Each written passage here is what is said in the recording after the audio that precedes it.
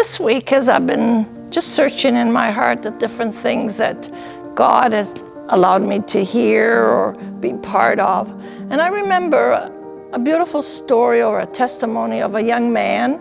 He was about grade 12, having problems in his life, and that day was the day he decided he was going to commit suicide. So that night, after school, he emptied out his locker, packed everything in his arms and in his bags, ready to go home, and that night was going to be his final night.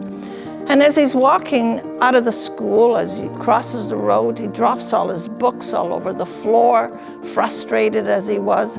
But another young man came near him and he says, "Could I help you?" And it was another student that he didn't know. And the young student helped him pick up his books, asked him, "Where do you live? I'll help you bring all of these things home." And they realized when they started talking that the two of them lived very close by. So they walked together, and the young man that was helping him with his book said, "Why don't you come in for a drink and we'll play a game of video or something?" And he said, "Why not?" So he went in and they spent a bit of time together, chatted. And when he left there with a different attitude towards life. He said, "You know what? Maybe life is worth living."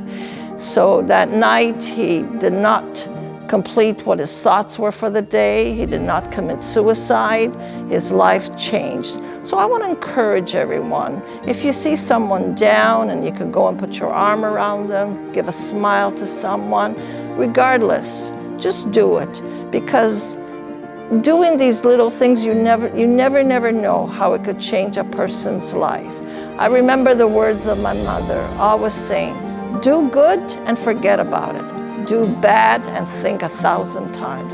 So let's make it a pattern in our lives. If there's something good that we could do for someone in our daily walk, let's do it and let God use us. And the rewards are great when we listen to that inner voice that we can help someone and just cheer someone up, because we're in a world where it's so dark and black, and we could be the light that God will shine through us.